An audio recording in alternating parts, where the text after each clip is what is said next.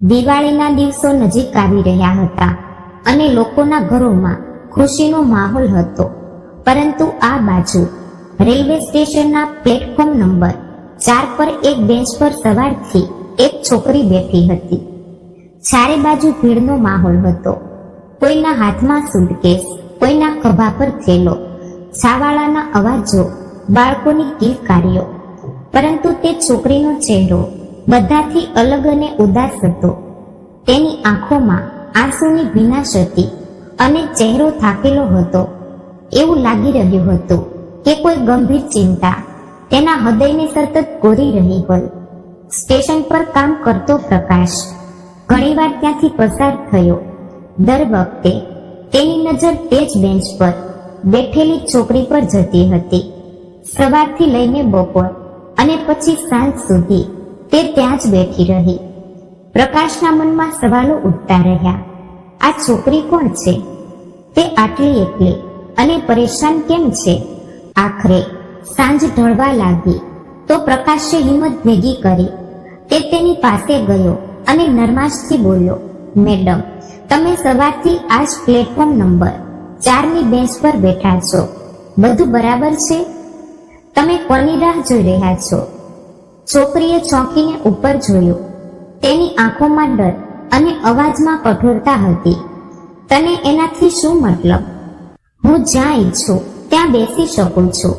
પ્રકાશ સહેજ શરમાયો પણ શાંત અવાજે બોલ્યો, ના, મારો કોઈ ખોટો મતલબ નહોતો. બસ તમને પરેશાન જોઈને પૂછી લીધું.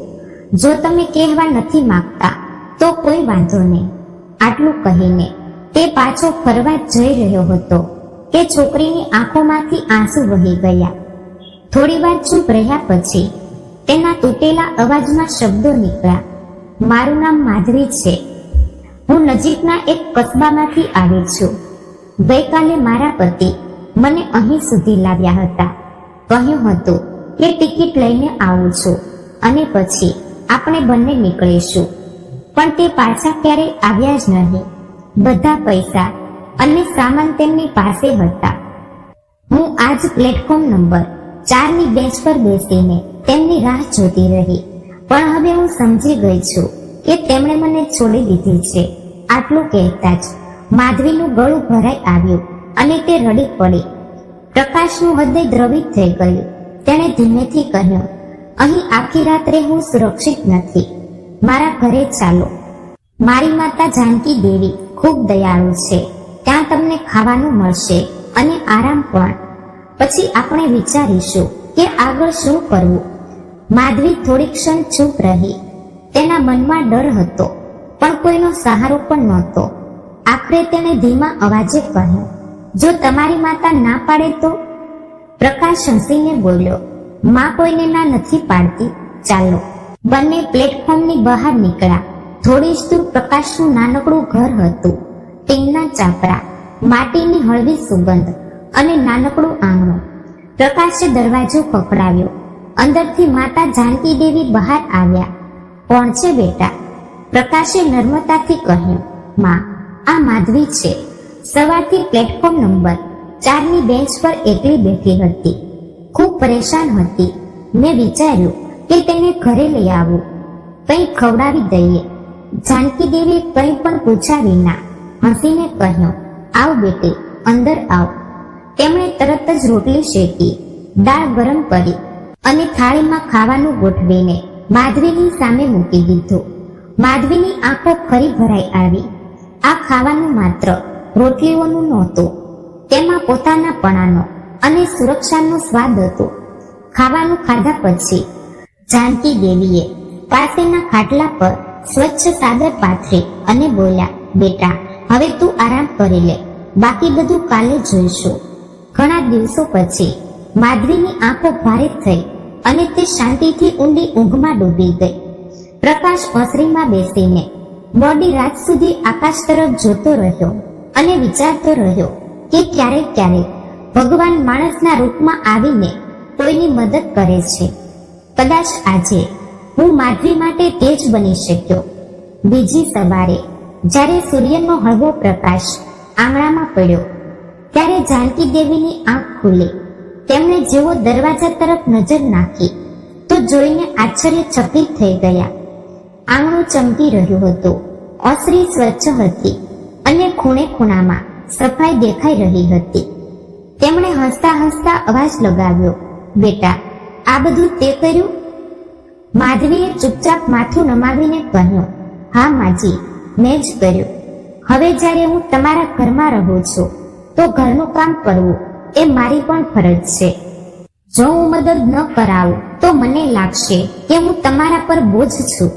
જાનકી દેવીની આંખો ભરાઈ આવી. તેમણે માધવીનો ચહેરો પંપાળતા કહ્યું, બેટા, બોજ ક્યારેય નહીં. તું તો મારી પોતાની દીકરી જેવી છે.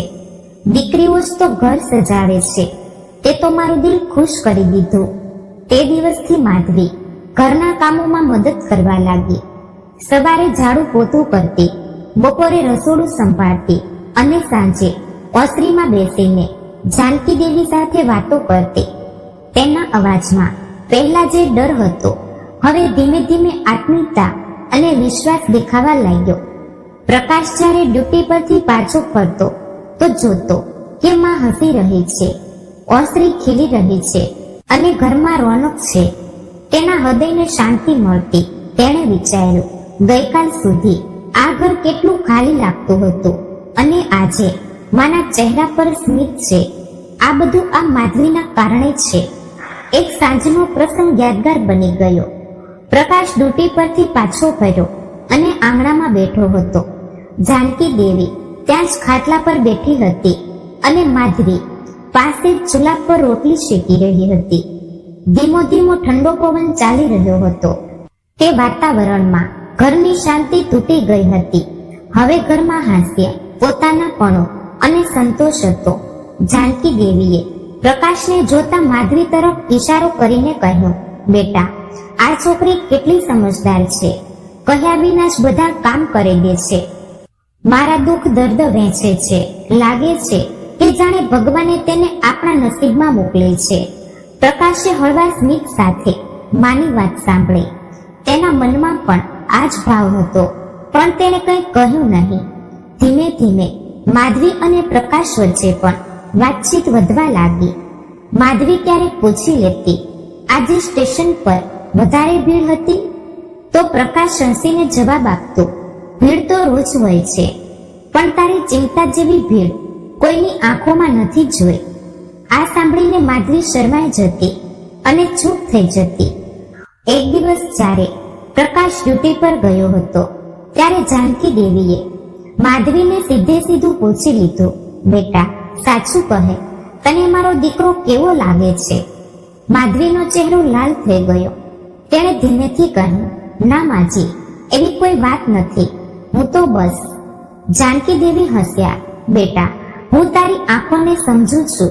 જો તું ઈચ્છે તો હું પ્રકાશ સાથે તારા લગ્નની વાત કરું. મારા દીકરાને પણ તારો સાથ સારો લાગે છે. ઘરમાં જે રોનક આવી છે તે તારા પગલે જ આવી છે. માધવી શરમાઈને અંદર જતી રહી, પણ તેના હોઠ પર હળવું સ્મિત હતું અને દિલમાં એક નવી આશા. તે રાત્રે જ્યારે પ્રકાશ ઓસરીમાં સૂતો તો તેને લાગ્યું કે હવે આ ઘરની દિવાલો એકલી નથી. માને સહારો મળી ગયો છે, માધવીને છાંયડો મળી ગયો છે અને તેને પોતાને પણ એક અનોખો સંતોષ. કદાચ આ જ સાચું સુખ છે. દિવસો આમ જ વીતતા ગયા. માધવી હવે ઘરનો એક ભાગ બની ચૂકી હતી. તે સવારથી સાંજ સુધી જાનકી દેવીનું દરેક કામ સંભાળતી અને ઘરને એવી રીતે સજાવતી જાણે કે તે પોતાનું હોય. પ્રકાશ પણ હવે પહેલા કરતા વધુ નિશ્ચિત રહેતો, કારણ કે તેને ખબર હતી કે માનું ધ્યાન રાખવા વાળું કોઈ છે. એક દિવસ માધવી શાકભાજી લેવા બજાર ગઈ. ત્યાં ભીડભાડની વચ્ચે તેણે જોયું કે એક નાની દુકાન પર લોટરીની ટિકિટ વેચાઈ રહી હતી. માધવીએ પહેલા ક્યારેય લોટરી વિશે વિચાર્યું પણ નહોતું, પણ ખબર નહીં કેમ તેનું મન થયું અને તેણે એક ટિકિટ ખરીદી લીધી. પાછા આવતી વખતે તેના મનમાં વિચાર આવ્યો, કેવી મૂર્ખતા કરી છે. આ પૈસાથી હું દાળ કે શાકભાજી લઈ શકતી હતી. શું લોટરીથી ક્યારે કોઈનું ભાગ્ય બદલાય છે? ઘરે પહોંચીને તેણે ટિકિટ જાનકી દેવીના હાથમાં આપતા કહ્યું, માજી, મારાથી ભૂલ થઈ ગઈ, આ ટિકિટ લઈ લીધી, પૈસા નકામા ગયા. જાનકી દેવી હસી પડ્યા અને બોલ્યા, બેટા, ભૂલ કેમ? જોઈ લઈએ, શું ખબર ભગવાન તારા દુઃખ જોઈને તારી જોડી ભરી દે. માધવી હસતા હસતા બોલી, અરે માજી, જો આમ જ બધા કરોડપતિ બની જતા તો દરેક ગલીમાં કરોડપતિ ફરતા હોત. આ તો બસ પૈસા બરબાદ કરવા જેવું છે. બંને આ વાત પર હસી પડ્યા અને ટિકિટ એક ખૂણામાં મૂકી દેવામાં આવી. 2 દિવસ પછી ટીવી પર લોટરીના પરિણામ આવવાના હતા. તે દિવસે સવારથી જ જાનકી દેવી ઉત્સાહિત હતા. સાંજે તેમણે ટીવી ચાલુ કર્યું અને માધવીને પણ બોલાવી. પણ માધવીએ હસતા હસતા કહ્યું, માજી, તમે જ જોઈ લો, મને તો પૂરો વિશ્વાસ છે કે નંબર નહીં મળે. ટીવી પર જેમ જેમ નંબર સંભળાવાઈ રહ્યા હતા, પહેલા 3જા ઇનામનો, પછી 2જા ઇનામનો, બંનેમાં તેમનો નંબર ન નીકળ્યો. જાનકી દેવીનું દિલ બેસી ગયું. તેમણે વિચાર્યું કે હવે કંઈ નહીં થાય. પણ જેવો પહેલા ઇનામનો નંબર સંભળાવાયો, અચાનક જાનકી દેવીની આંખો ફાટી ગઈ. તેમણે ટિકિટ મેળવી અને પછી ચીસ પાડી, માધવી બેટી, જો તારી 1 કરોડની લોટરી લાગી ગઈ છે. માધવી દોડતી આવી. તેણે ટિકિટ અને ટીવી પર દેખાતો નંબર મેળવ્યો. બંને એકદમ સરખા હતા. તેનું હૃદય જોરથી ધડકવા લાગ્યું. આંખોમાં આંસુ આવી ગયા. પણ આ વખતે દુઃખના નહીં, ખુશીના હતા. માધવીએ જાનકી દેવીને ગળે લગાવીને કહ્યું, માજી, મને વિશ્વાસ નથી થઈ રહ્યો. ભગવાને મારી સાથે આટલો મોટો ચમત્કાર કરી દીધો. હવે મારે કોઈની સામે હાથ ફેલાવવાની જરૂર નથી. જાનકી દેવી પણ રડી પડ્યા. તેમણે માધવીના માથા પર હાથ ફેરવતા કહ્યું, બેટા, તારા નસીબે પાછો પલટ્યો છે. હવે તું પોતાના પગ પર ઊભી થઈ શકે છે. તારી જિંદગીનું દુઃખ ભગવાને આજે મિટાવી દીધું. પ્રકાશને જેવી આ ખબર મળી, તે તરત જ ઘરે દોડી આવ્યો. તેની આંખોમાં પણ ખુશી અને ગર્વ હતો. તેણે કહ્યું, માધવી, હવે તો સાચે જ તને નવું જીવન મળી ગયું છે. પણ આપણે આ પૈસાનો સમજદારીથી ઉપયોગ કરવો પડશે, જેથી ભવિષ્યમાં કોઈ મુશ્કેલી ન આવે. માધવીએ માથું હલાવીને હા પાડી. તે રાત્રે ઘરનું વાતાવરણ સંપૂર્ણપણે બદલાઈ ગયું હતું. વર્ષો પછી જાનકી દેવીએ આટલી મોટી ખુશી અનુભવી. ઓસરીમાં બેઠેલા ત્રણેયની આંખો ચમકી રહી હતી. માધવી વિચારતી હતી, ગઈકાલ સુધી હું પ્લેટફોર્મ નંબર 4ની બેન્ચ પર એકલી અને અસહાય હતી. આજે ભગવાને મને પરિવાર પણ આપ્યો અને નસીબ પણ બદલી નાખ્યું. તે રાત્રે માધવી શાંતિથી સૂઈ. પણ તેને એ ખબર નહોતી કે આવનારા દિવસોમાં આ ખુશીની ખબર કોઈ બીજા સુધી પણ પહોંચશે અને તે તેના ભૂતકાળને ફરી તેની સામે ઊભો કરી દેશે. માધવીને લોટરી લાગવાની ખબર ધીમે ધીમે આખા મહોલ્લામાં ફેલાઈ ગઈ હતી. લોકો કહેતા, જુઓ કેવું નસીબ પલટ્યું છે. જે છોકરી સ્ટેશનની બેન્ચ પર એકલી બેઠી હતી, આજે કરોડપતિ બની ગઈ. જાનકી દેવીના ઘરમાં પણ હવે રોનક હતી. પ્રકાશ હંમેશા માધવીનો સાથ આપતો અને માધવી પોતાના પગ પર ઊભા રહેવા માટે નાના ધંધાની યોજના બનાવી રહી હતી. પણ ખુશીના આ દિવસોની વચ્ચે એક દિવસ અચાનક ભૂતકાળ દસ્તક દેવા આવી ગયો. બપોરનો સમય હતો. માધવી પોતાના નવા કામની તૈયારી કરી રહી હતી. જાનકી દેવી ઓસરીમાં બેઠી હતી. ત્યારે દરવાજે કોઈએ દસ્તક આપી. પ્રકાશ ડ્યુટી પર ગયો હતો. માધવીએ દરવાજો ખોલ્યો તો સામે તે ચહેરો ઊભો હતો જેને તે ક્યારેય ભૂલવા ઈચ્છતી હતી. રણવીર. માધવીનું શરીર જાણે પથ્થર થઈ ગયું. તેની આંખો પહોળી થઈ ગઈ. સામે તે જ વ્યક્તિ હતો જેણે તેને પ્લેટફોર્મ નંબર 4 પર છોડીને ગાયબ થઈ ગયો હતો. રણવીરે આંસુભરી આંખોથી કહ્યું, માધવી, મારાથી બહુ મોટી ભૂલ થઈ ગઈ. મને માફ કરી દે. હું તને છોડીને જતો રહ્યો હતો, પણ હવે હું તારી સાથે રહેવા ઈચ્છું છું. માધવીએ ધ્રુજતા અવાજે પૂછ્યું, કેમ આવ્યો છે હવે? તે દિવસે કેમ છોડીને ગયો હતો? જાણે છે, મેં રાતભર સ્ટેશનની બેન્ચ પર બેસીને તારી રાહ જોઈ વિચાર્યું હતું કે તું પાછો આવીશ, પણ તે તો મને અસહાય છોડી દીધી. રણવીરનું માથું ઝૂકી ગયું. તેણે કબૂલ કર્યું, માધવી, હું બેંગલુરુમાં કામ કરતો હતો. ત્યાં એક છોકરી સાથે મારું મન લાગી ગયું. તેણે કહ્યું હતું કે જો હું તેના નામે ઘર ખરીદીશ તો તે મારી સાથે રહેશે. આ જ લાલચમાં મેં તને દગો આપ્યો, પણ જ્યારે ઘર તેના નામે કર્યું તો તેને અને તેના લોકોએ મને ઘરમાંથી કાઢી મૂક્યો. હું એકલો ભટકતો રહ્યો અને જ્યારે સાંભળ્યું કે તને લોટરી લાગી છે ત્યારે સમજાયું કે ભગવાને મને સજા આપી છે. માધવી, મને સાચે જ પછતાવો થઈ રહ્યો છે. મને એક તક આપી દે. માધવીની આંખોમાં આંસુ આવી ગયા, પણ આ વખતે નબળાઈના નહીં, ગુસ્સા અને આત્મસન્માનના હતા. તેણે રોકાઈને કહ્યું, રણવીર, જ્યારે હું એકલી હતી, અસહાય હતી, ત્યારે તે મને છોડી દીધી. તે દિવસે જો જાનકી દેવી અને પ્રકાશ ન હોત તો કદાચ હું જીવતી પણ ન હોત. હવે જ્યારે ભગવાને મને સહારો આપ્યો છે, પરિવાર આપ્યો છે અને હું પોતાના પગ પર ઊભી છું, ત્યારે તને મારી યાદ આવી. રણવીર ગળગળો થવા લાગ્યો. માધવી, મારાથી ભૂલ થઈ ગઈ, મને માફ કરી દે. પણ માધવીનો ચહેરો કઠોર થઈ ગયો. તેણે સ્પષ્ટ શબ્દોમાં કહ્યું, માફીથી ઘા રૂજાતા નથી. મેં તારી રાહ જોઈ હતી અને તું પાછો ન ફર્યો. હવે પાછો આવીશ નહીં. મારી જિંદગીમાં તારા માટે કોઈ જગ્યા બચી નથી. અહીંથી જતો રહે. જાનકી દેવી પણ પાસે આવી ગયા. તેમણે ગુસ્સાથી કહ્યું, દીકરીએ નવું જીવન શરૂ કર્યું છે. તે તેને બહુ દુઃખ આપ્યું છે. હવે તેની સામે આવીશ નહીં. અહીંથી નીકળી જા. રણવીર માથું ઝુકાવીને રડતો રડતો જતો રહ્યો. માધવી દરવાજા પર ઊભી રહી ગઈ. તેના દિલમાં ઉથલપાથલ તો હતી, પણ સાથે જ એક શાંતિ પણ હતી. આજે તેણે પોતાના ભૂતકાળનો સામનો કર્યો અને તેને ત્યાં જ રોકી દીધો. હવે તેની જિંદગી તેના પોતાના હાથમાં હતી. સાંજે જ્યારે પ્રકાશ પાછો ફર્યો તો માધવીએ બધું જણાવી દીધું. પ્રકાશે શાંત અવાજે કહ્યું, માધવી, તારો નિર્ણય સાચો હતો. જે માણસ એકવાર છોડીને જતો રહ્યો હોય તેના પર ફરીથી ભરોસો કરવો મૂર્ખતા છે. હવે તારે પાછળ ફરીને જોવાની જરૂર નથી. અમે બધા તારી સાથે છીએ.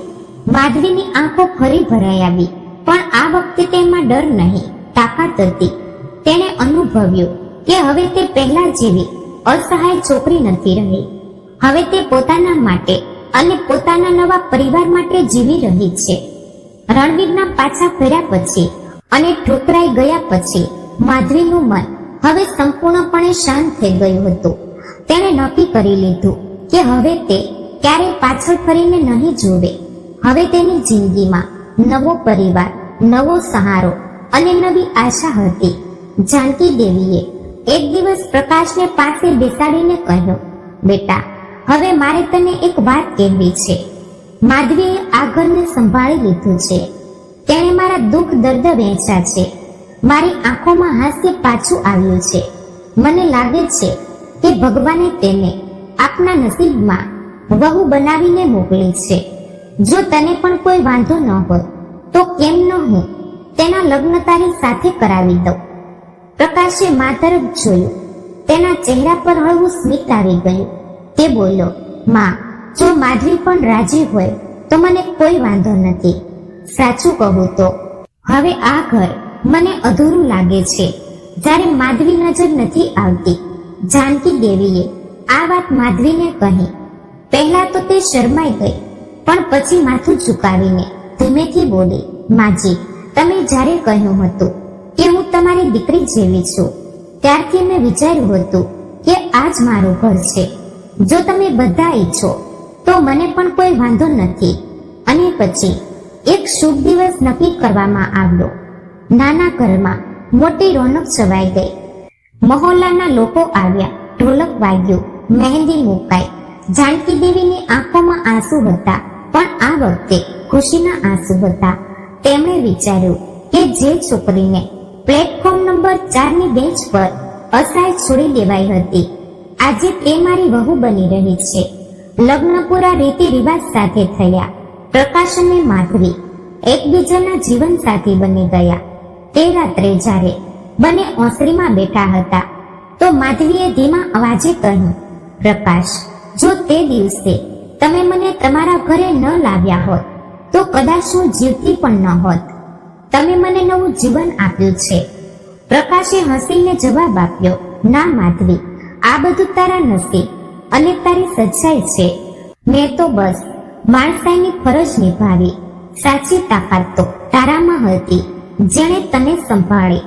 હવે માધવીએ વિચાર્યું કે લોટરીના પૈસાને યોગ્ય દિશામાં વાપરવા જરૂરી છે. પ્રકાશ અને જાનકી દેવીની સલાહ લઈને તેણે કપડાનો એક નાનો ધંધો શરૂ કર્યો. ધીમે ધીમે મહેનત અને ઈમાનદારીથી તે ધંધો ચાલવા લાગ્યો. માધવી સવારે દુકાન સંભાળતી અને સાંજે ઘરે પાછી ફરીને જાનકી દેવી સાથે મળીને રસોઈ બનાવતી. મહોલ્લાવાળા પણ હવે કહેતા, જુઓ, પહેલા અસહાય હતી, આજે પોતાના પગ પર ઊભી છે. સાચે જ નસીબ અને મહેનત બંને સાથે હોય તો માણસની જિંદગી બદલાઈ જાય છે. પ્રકાશને પણ ગર્વ હતો. તે ડ્યુટી પરથી પાછો ફરીને દુકાન પર મદદ કરતો. બંને મળીને ભવિષ્યના સપના જોતા. જાનકી દેવી તેમને આશીર્વાદ આપતા અને કહેતા, હવે મને કોઈ ચિંતા નથી. મારા બાળકોનું ઘર પરિવાર સંભાળી ગયું છે. માધવીની આંખોમાં હવે ડર નહીં પણ આત્મવિશ્વાસ હતો. તેણે વિચારી લીધું હતું, હું ક્યારેય કોઈના પર નિર્ભર નહીં રહું. હવે મારી જિંદગી મારા પોતાના નિર્ણયો પર ચાલશે. સમય વીતતો ગયો. ઘરમાં હાસ્ય ખુશી ચવાઈ ગઈ. પ્રકાશ અને માધવીનો સંબંધ મજબૂત થતો ગયો અને આ રીતે તે છોકરી જેને એક પ્લેટફોર્મની બેન્ચ પર છોડીને તેનો પતિ ભાગી ગયો હતો, હવે પોતાના નવા પરિવાર સાથે હસતા રમતા જીવન વિતાવી રહી હતી. તો મિત્રો, વાર્તા પસંદ આવી હોય તો ચેનલને લાઈક અને સબસ્ક્રાઇબ જરૂરથી કરી દેજો, જેથી કરીને અમારા વિડીયોની માહિતી તમને મળતી રહે. તો ફરી મળીશું એક નવા વિડીયો સાથે. ત્યાં સુધી આપ સૌને જય શ્રી કૃષ્ણ, રાધે રાધે, હર હર મહાદેવ.